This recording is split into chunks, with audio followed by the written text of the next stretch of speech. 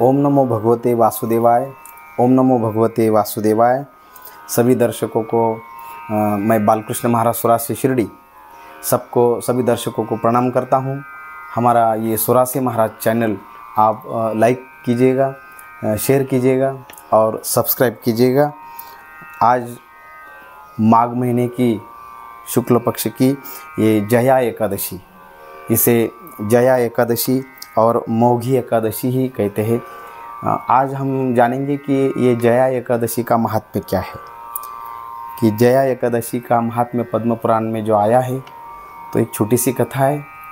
तो आज वीडियो के माध्यम से हम सभी दर्शक ये कथा सुनेंगे। ये पद्म पुराण में ऐसी कथा आई है कि धर्मराज युधिष्ठिर भगवान कृष्ण से पूछते कि जैसे ही जीव 4 योनियों में जन्म लेता है, अंडज, जारज, स्वेदज और उद्भिज, तो ये जीव उसका उद्धार हो, इसीलिए मृत्युलोक में बहुत सारे व्रत हैं।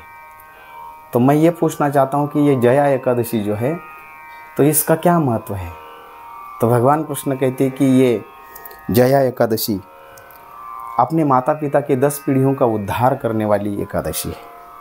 जो भी इसका व्रत करेगा वो सदा विजय पाएगा, यानी उसके जीवन में कभी पराजय हो ही नहीं सकती। जो भी श्रद्धा युक्त अंतकरण से ये व्रत करेगा जया एकादशी का, तो उसे निश्चित ही विजय प्राप्त होगी और परम कल्याणकारी, विजय देने वाली, परम मोक्ष को प्रदान करने वाली ये जया एकादशी है। इसकी कथा पद्म पुराण में ऐसे आई है कि एक बार इंद्र सभा में गंधर्व का गायन चल रहा था, अप्सराएं नृत्य कर रही थी और इसी दौरान पुष्पवती नामक एक अप्सरा नृत्य करते करते उसके साथ माल्यवान नाम का गंधर्व वो भी नृत्य कर रहा था। उसी समय पुष्पवती माल्यवान को वश करने की कोशिश कर रही थी और माल्यवान भी पुष्पवती के सौंदर्य से वश हो गया था, इसलिए उसका चित्त भ्रमित हो गया और नृत्य में उसका चित्त ही नहीं लग रहा था। तो ये बात इंद्र ने जब ये देखा तो इंद्रदेव ने उनको शाप दे दिया कि जाओ तुम मृत्युलोक में पिशाच बन जाओगे। जैसे ही वो शाप दिया तो पुष्पवती और माल्यवान मृत्युलोक में पिशाच योनि में हिमालय की वादियों में और बर्फ़ के पहाड़ में उन्हें वो पिशाच योनि में गुजारा करना पड़ा।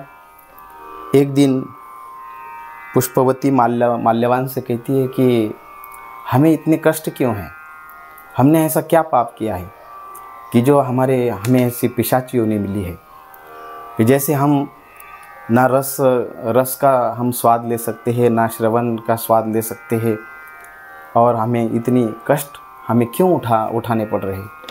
तो माल्यवान कहता कि निश्चित ही हमारे पिछले जन्मों का कर्म है और इसी कर्म के दौरान हमें ऐसा प्रारब्धवश हमें ऐसा भोगना पड़ रहा है। तो पुष्पवती कहती है माल्यवान से कि हमें इससे मुक्ति कैसे पाएंगे, हम इस पिशाच योनि में इतने कष्ट से हम कब मुक्त हो जाएंगे। तो माल्यवान कहता कि जब भी हम भक्ति करेंगे, तो भगवान का भजन करेंगे, नामस्मरण करेंगे, तो परम दयालु ईश्वर, परम दयालु परमात्मा निश्चित हम पर कृपा करेंगे। और माल्यवान ने कहा कि हम भक्ति करें, उसका स्मरण करें।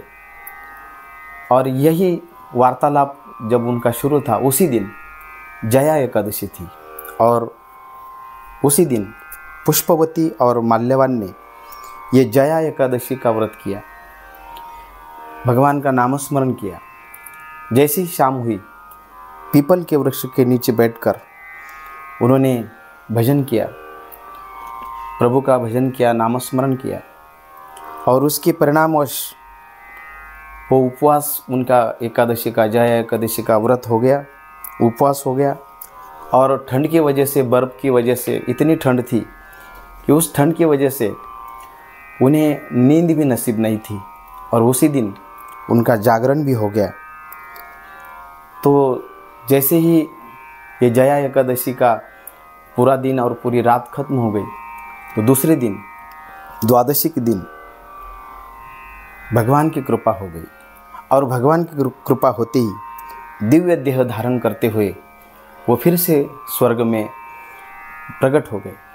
जैसे ही स्वर्ग में वो प्रकट हो गए, दिव्य देह लेकर इंद्र ने देखा और इंद्र ने पूछा कि तुमने ऐसा क्या किया।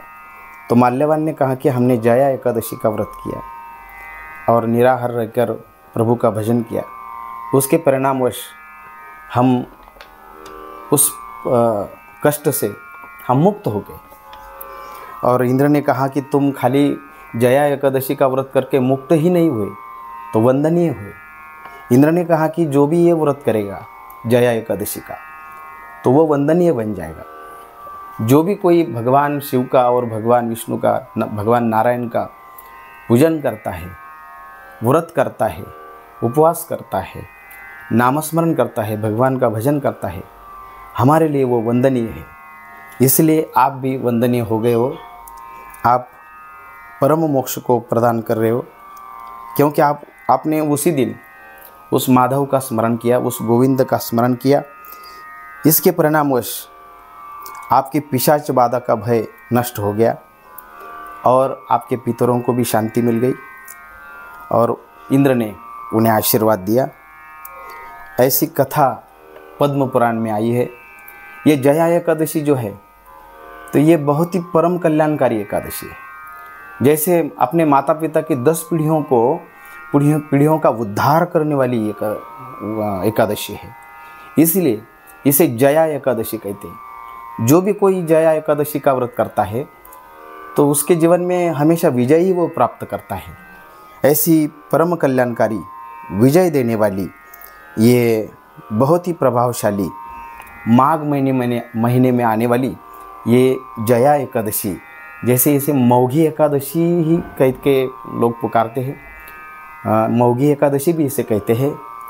तो आज ये जया एकादशी का पर्व है, व्रत है। तो ये जया एकादशी की सभी दर्शकों को शुभकामनाएं। ऐसे ही हमारे चैनल के माध्यम से वीडियो देखने के लिए आप सभी दर्शक हमारा सुरासे महाराज ये चैनल लाइक कीजिएगा, शेयर कीजिएगा और ये चैनल सब्सक्राइब कीजिएगा। बस इसी के साथ गोविंद माधव गोविंद माधव। जय श्री राधे, जय श्री राधे, जय श्री राधे श्याम।